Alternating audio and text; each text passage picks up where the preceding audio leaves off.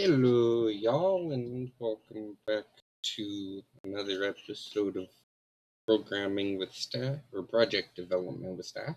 Sorry about that. Uh, Today's episode, we'll be going over the ToolCore.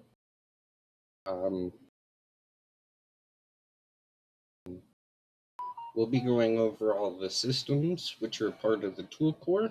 I will also be working to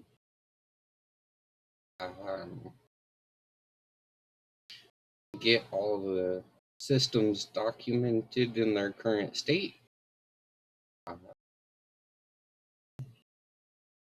That way I can more effectively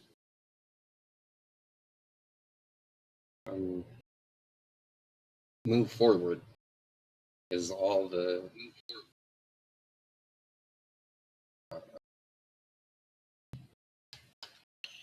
sorry, I'm also trying to get the chat up and running or connected to chat. So the first system, which is of course our changes system. Need to update one of these. Yeah. Not a Z. Name.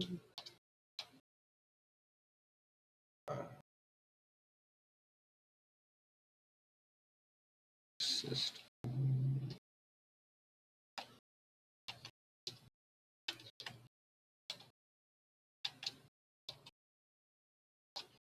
That way we can more easily refer to given features and stuff. We'll also be naming each one of them.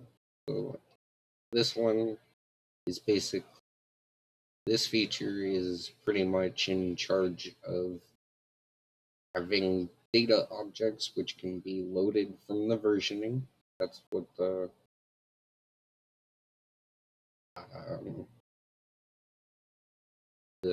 new system and the system update.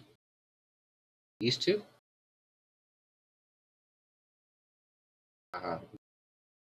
They are specific to systems. That way it can better keep track of what was added when and things like that. Then next you have move this one down just so it's down here so the IDs can come first and then it can that sit here. And then this feature is in charge of basically these packages each themselves. And then let's get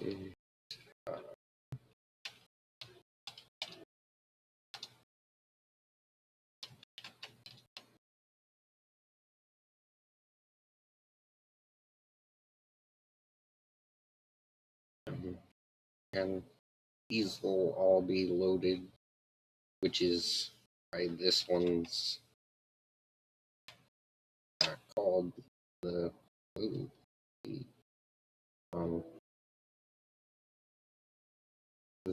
that's why it's a loadable feature, because all of the changes, system changes, feature changes, because this is not going to be the final layout, because I'm going to update this part to actually be a specific type of object, because it needs this piece added to it,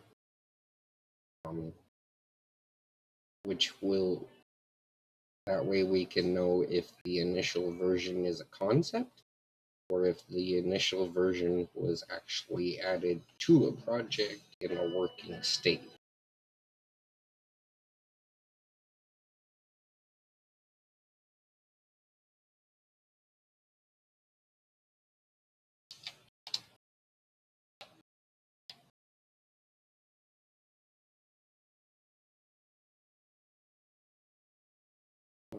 Um,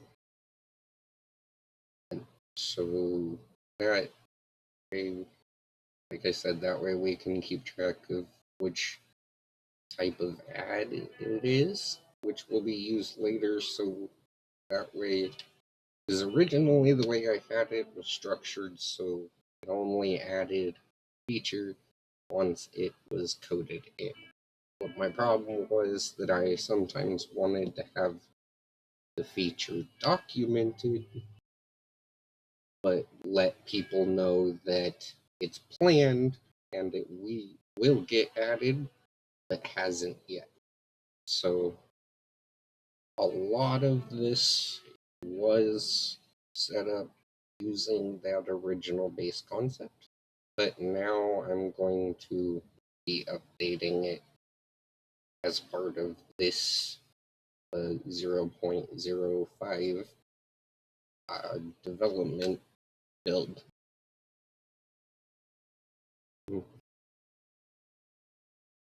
So then we have the collections system. And this system is twofold. It will provide specialized outlines and data for the given um, data collection systems or data collections. Yes, C# already comes with most of your basic collections built already, but because I'm planning to move to C with the code, I need to build those data structures like hash maps, lists, arrays. That way it can be used alongside the type system that will be added to C. I don't need to add the types system as much with this specific version. The Project Zomboid version, or my Project Zomboid Gaia edition will have a custom type system built into it that is unique to Lua. So far, this system is not super big yet because it's mostly just right now it's only really adding it's going to be adding parsing ability or processing ability for processing collections of data, which will allow it to move farther forward way easier.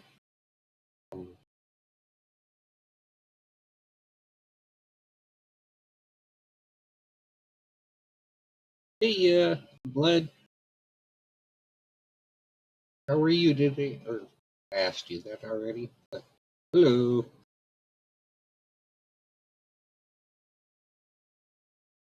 So, oh, I missed the arithmetic. Okay, so the arithmetic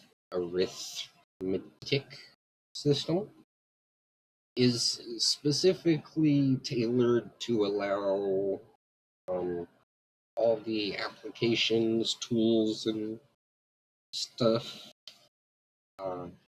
to be able to use scientific processing of units at runtime. It will also be used to convert units. I'm going over my C# code to better help people understand it as I'm building it, and it also allows me to provide a basic run through of my code to better allow people to use it, if that makes sense.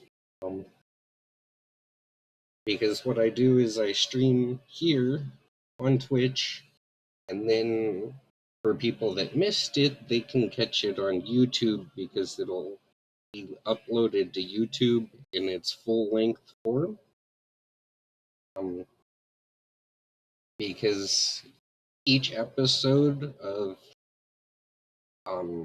project development with staff builds on top of each other. And I do welcome as many questions as you have as I'm going. Never can have too many questions. So, the arithmetic system. You have your basic unit format, which is basically a number with like Fahrenheit or feet, inches. I really got to work on it. I'm gonna try to also allow things like a feet and inches type system. And I'm not sure if I want to use that using decimal point numbers or two separate numbers just to keep them separate. That way, if it's just feet, you plug in one number and feet. If it's feet and inches, you plug in feet and inches and things like that. And the operations is meant to allow runtime equation parsing. So it'll take in basically it'll read a string that is formatted, then it will convert it to data. Then at runtime, certain data points can be plugged into it, and it'll move forward from there. Right now, it's mostly just outlined basic concepts. This feature is actually going to be quite helpful when I start getting back into this project. This is my project to basically take quantum physics and the science of quantum physics and code it out. I love learning. I love to turn that learning into things. So there will be quantum physics, there will be chemistry, classical physics, and they'll all already have the ability to use the same mathematical system as this because it'll use this same library. This library itself is designed to be a pretty much a project starting point for anybody that wants to use my company's code. But it's designed around the specific project development that I went over in the last two episodes that you guys can all catch up on YouTube. It will provide arithmetic, a lot for project specific to project development and versioning and documentation because one of my end goals is to allow when a tool is built and users interact and are using said tool, you guys cannot even see what I'm looking at. Okay? That fixed that. Yes, it did. Okay, sorry about that. I was on the wrong app. I only have one screen currently, so I didn't know that it was showing the wrong application. But So as I was going over, this system is mostly just an outline. This is a system node. System nodes are used for twofold. One, it keeps all the data, constant data that doesn't change for the entire life of the application in one place. Two, it is a static object that does not get used other than for its constant value. It is purely for tagging or trackers. I call it trackers. My company calls it trackers. Okie dokie, enjoy your food, blood.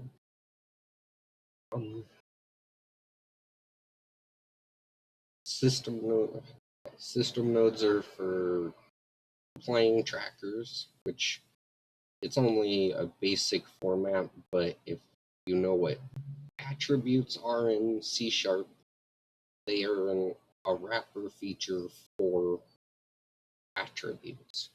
So if you hear me say tracker, it means a C# attribute. So our next system will be the data system. And you'll see as I'm going through, not all of the systems yet are fully done. Like many won't have this node. I will be adding that. Some don't even have documents in them. That's because it's planned and I'm moving forward. I want to help. I want to get people introduced to it. That way, when I do implement changes, it'll be easier for you guys, for you all to adapt and handle the changes and not be overwhelmed by, oh crap, this changed, and I don't know what to do.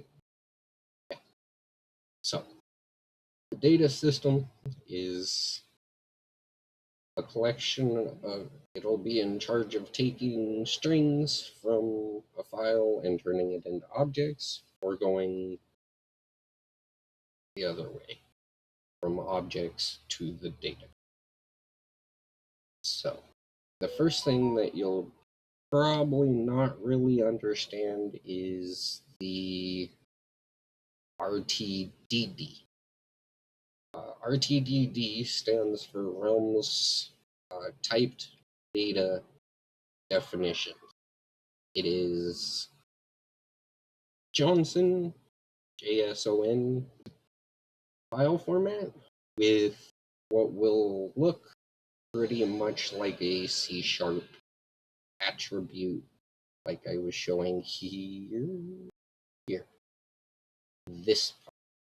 Because if you did this in regular JSON, it would be looking at you like, what the fudge did you just do? Especially since there's no comma. There's not meant to be. Because as it loads, the system will read this as, hey, the next object you read is of this type.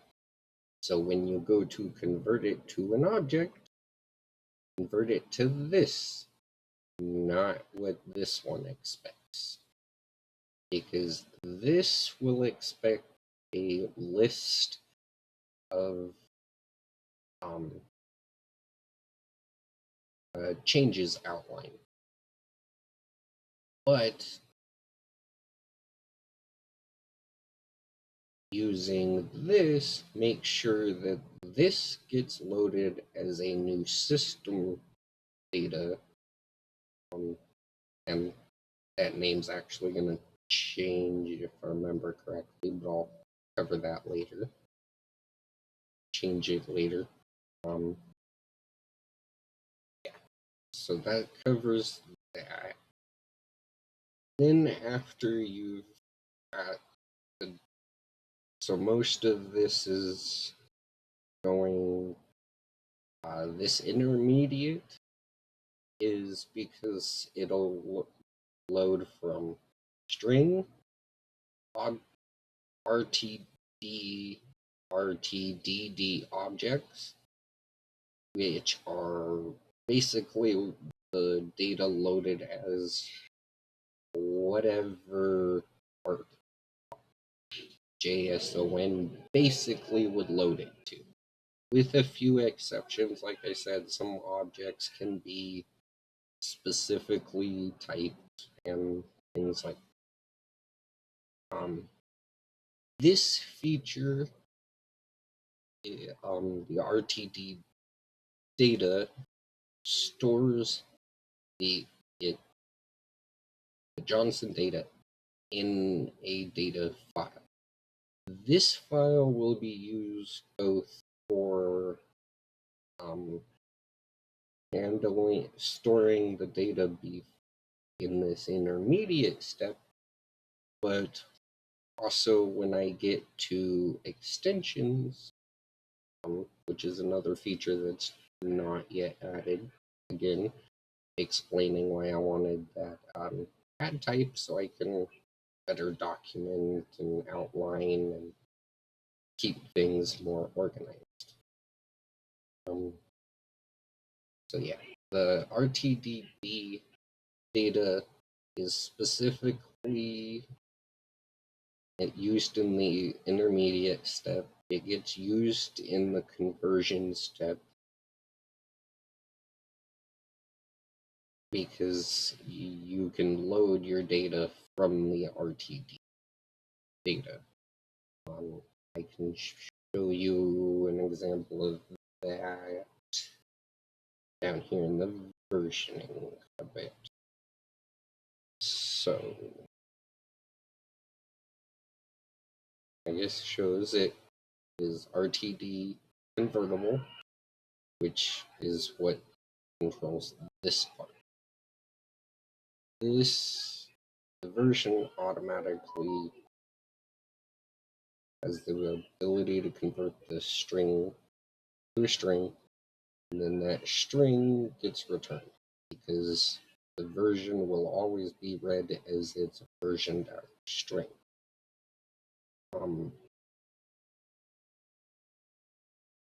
This part is used to build this object, an object of this type, from the loaded data. And then because it's outlined, you got to make sure that it's the correct data type to handle. And the reason this is here is in the off chance somebody does something funky and stores the version as its non-string data, then it will produce the same data. Though, like I said, if you're doing it correctly, all of your versioning should be done in its string format, never in the data format, because it's set up to load the string automatically. There's no extra work because it's part of it naturally. So that covers that part.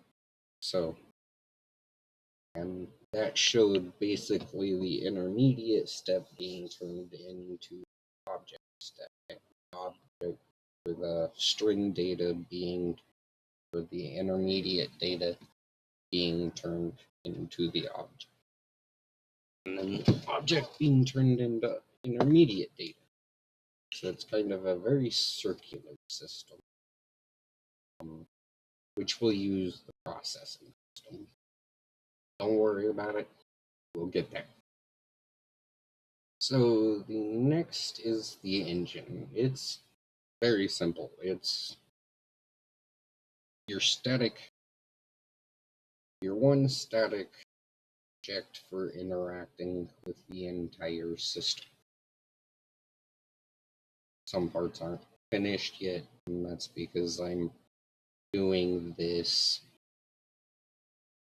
the streams again. But yeah, so you'll add your systems and retrieve your systems at runtime from this engine. So that makes it so your engine is your one constant source of in and out. And it's called an engine because, unlike a game engine, this is meant for any type of library or tool that you make. It also will work with games because parts of it will be further outlined, like the UI part will be outlined, allowing you to separate out the two pieces. And the reason for that is we're going to have one UI setup, just one. But the background code will translate the UI from this, which again hasn't been added yet. I need to get a lot more of this done because this data system and this processing system are going to be the backbone of the entire project. And when I get to processing, you'll see why. So the next one is issues. This is a simple system that attaches onto the regular C# exception system, except for I plan on building it out and having the ability to better handle errors that are thrown in other threads. Because I do plan on building this with multi-threading in mind. My solution will not look like anybody else's because I am not using much of C#'s already existing threads. No awaiting because I will have my own tasking system. So there will be no need for a threading system, which will have tasking and things like that. As I'm redoing how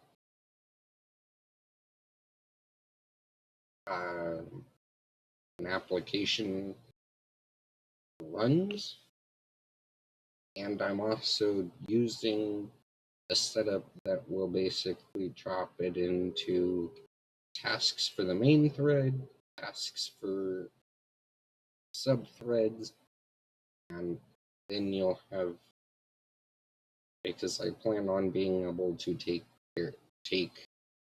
advantage of any of basically as much processing as I can.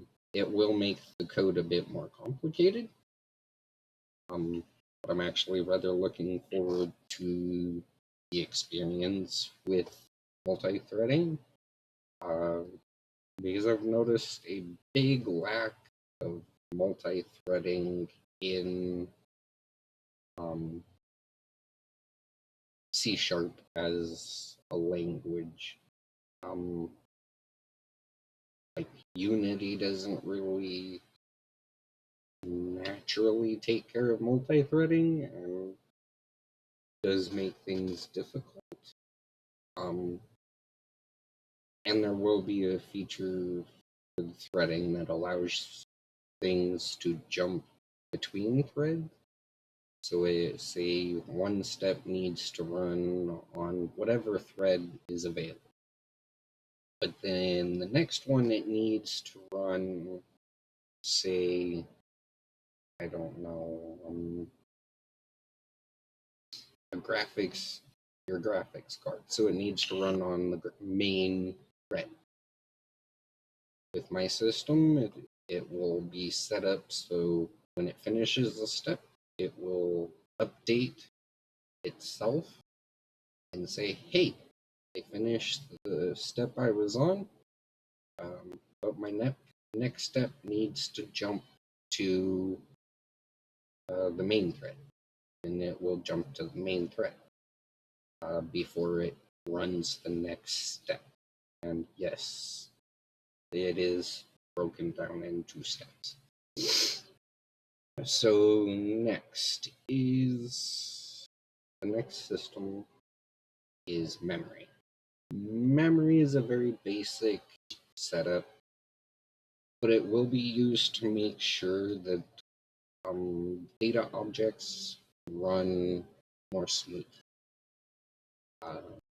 Memory disposal, knowing if an object is currently initializing or updating or things like that to allow us to more effectively be like, oh, crud, it's updating. So let's wait to dispose until it finishes updating, and then we will dispose it.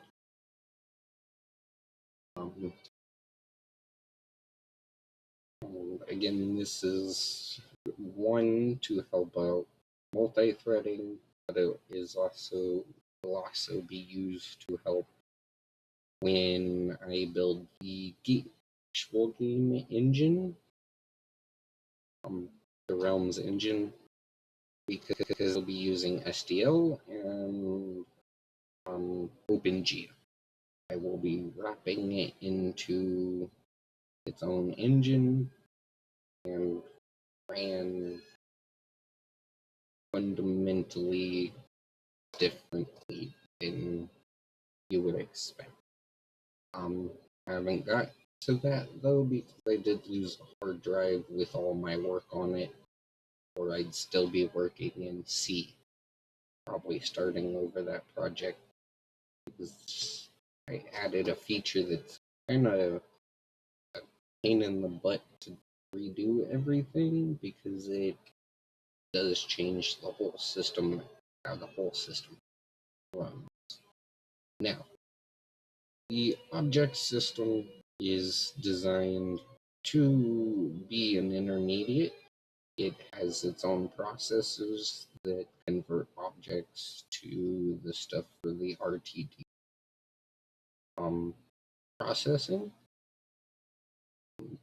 And that is pretty much mostly what the object system is your system meant mostly for handling RTDD. Now, on to processing. Processing is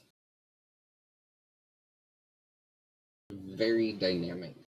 Processing is designed to allow chaining and being able to take smaller parsers and build bigger ones. So, for example, the loading of RTD will use a text system that it has all the text parsers. Collections will provide the ability to process collections and all of that. So processing is quite complicated, but it is designed to be as flexible as possible and focused purely on processing. You need to be able to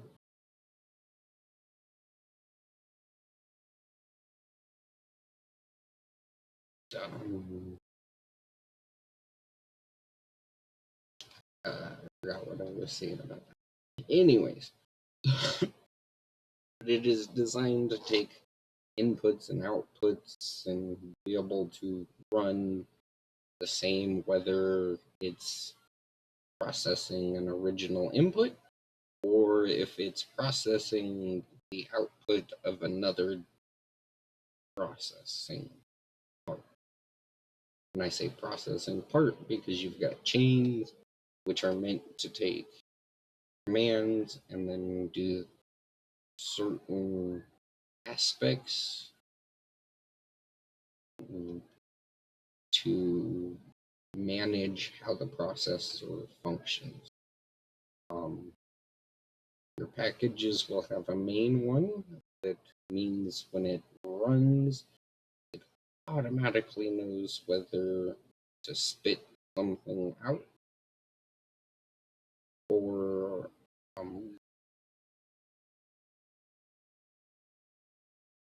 to process another way. Your commands are meant to do things pretty much like taking your processors, not to be mixed up with the computer processor, but your processors, code processors, and being able to chain them or add functionality like more than once, XOR, things like to make them more flexible than they would be otherwise.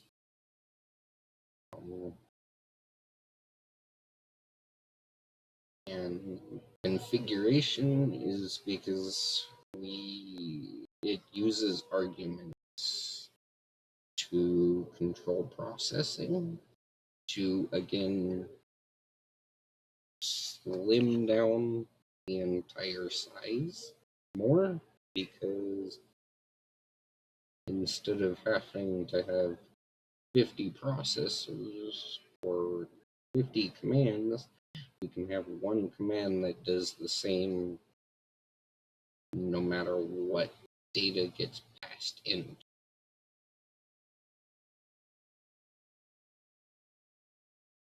So that pretty much covers that.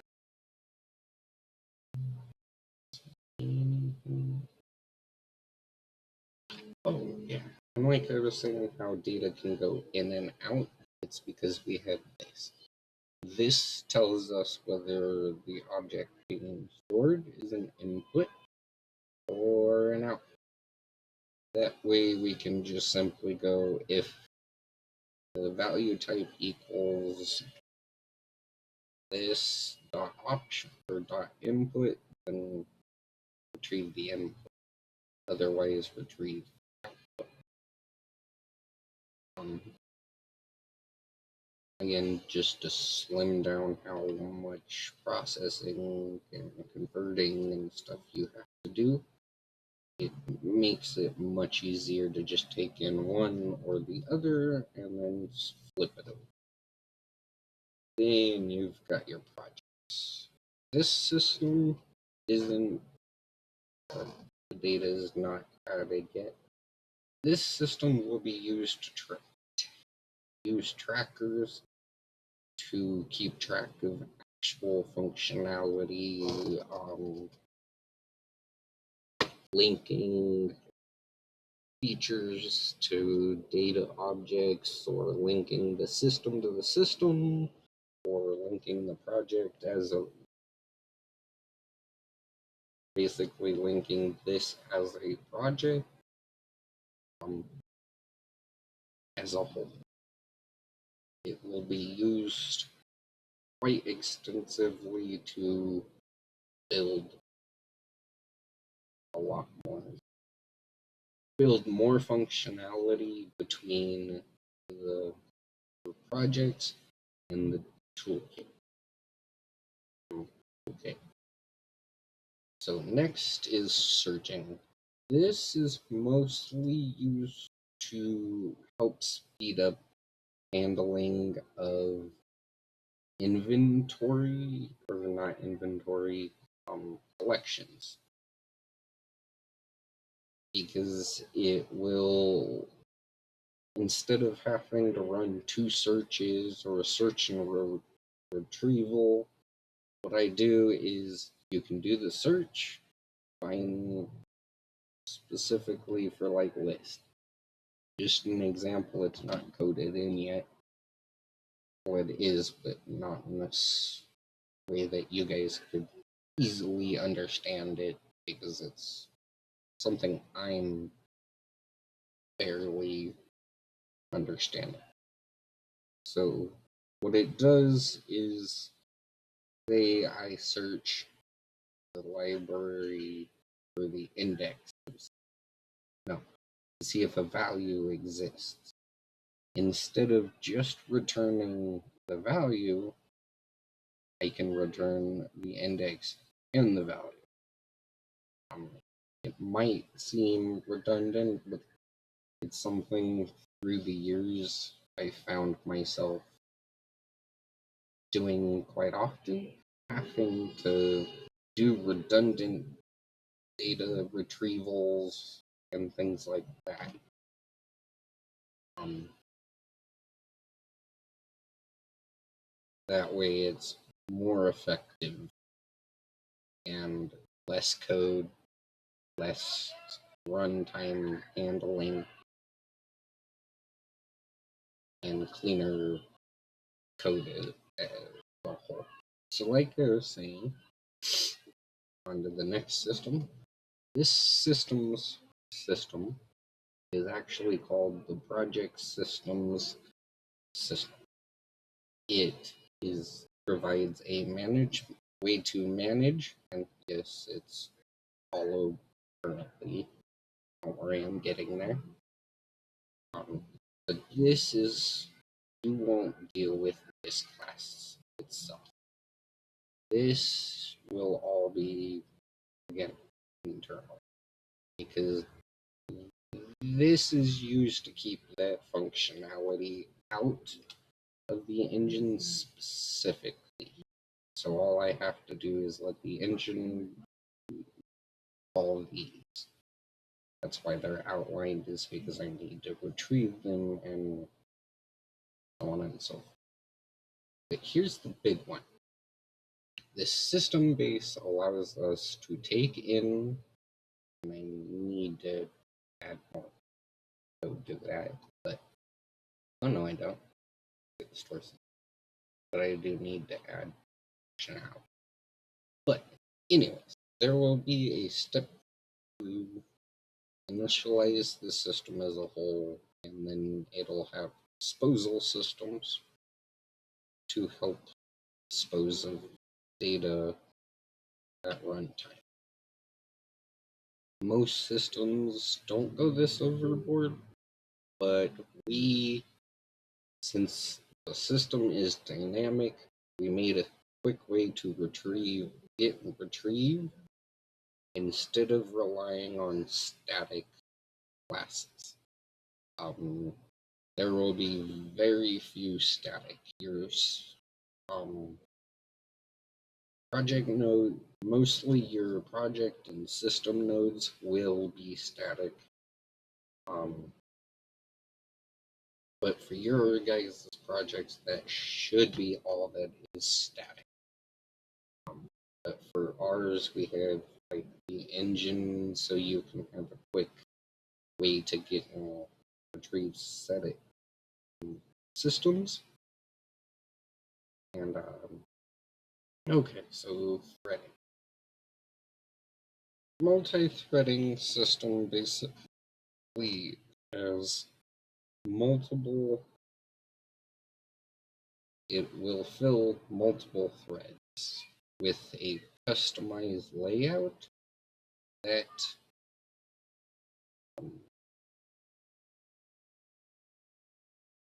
runs and handles things, because threads will have tasks assigned to them. Not all of them will run the same and things like that. But this system allows for the multi-threading and all that. Like I said, thread jumping, all of that nifty little parts. So next comes the tools. The tool system is pretty much a way to quickly add functionality that is common between any type of project that uses this library, because all of the functionality of a tool gets wrapped into the tool base. And then you've got the console tool base, which will run a console tool. The regular tool base is designed to build the whole tool, except for some of this needs to change because it is a little out of date.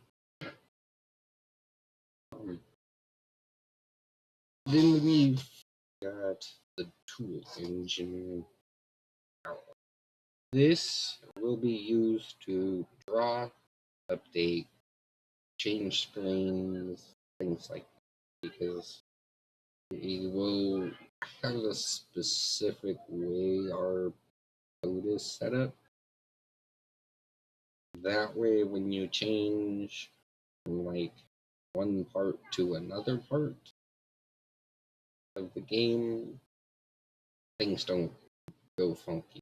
Like Unity to me has this weirdness when you change scenes that it unloads everything.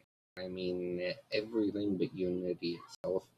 And then you have to have your game objects in each scene.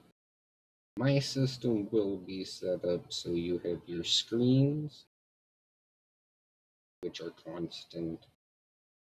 Then your systems, which will run like they do now. There will be no, oh, I changed scene, so now I'm no longer going to have certain systems in me. It makes no sense to me. If a system's not being used, it just should tell itself, hey, don't update. So that'll be used to keep everything more cleaner. Like I said earlier, there will be a UI system which will be independent of the actual UI library running the code. Because it'll all run through this interface, not through the actual library. The library that it uses AI or provides UI will be its own separate thing. You will never interact with it directly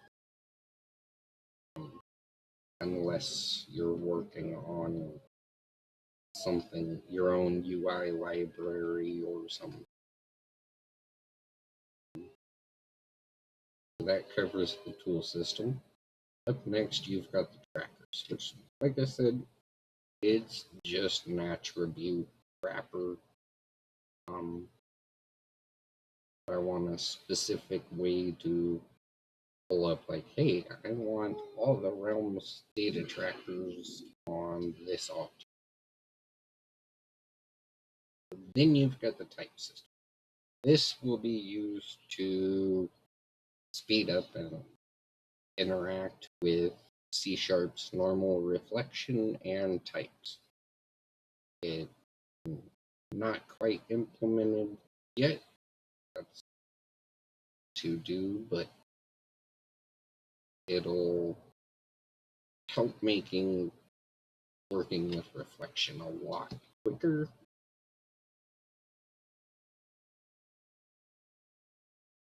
Then you've got version, the versioning system, which purely just goes over our specific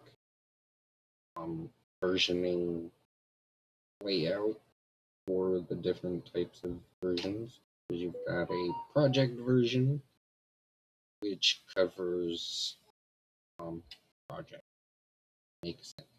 System versions, which cover systems, and then you've got data versions. Data versions cover features. They will also be used in data to more effectively know if what's being loaded in is up to date or out of date or can be updated to the current standard. So that would cover all of the systems that are built into this.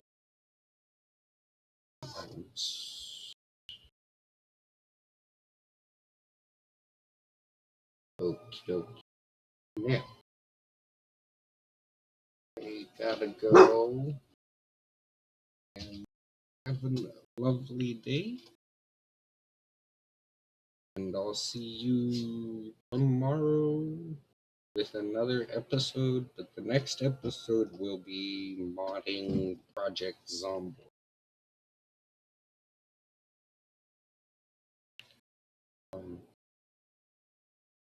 which is Lua programming. And that's all for this time. And if you have any questions, you can wait for this episode to be released on YouTube, and then you can comment your questions there. If you have need to find the YouTube, it should be linked in my Twitch's about. So wonderful day, night, whatever, and I'll see you next time.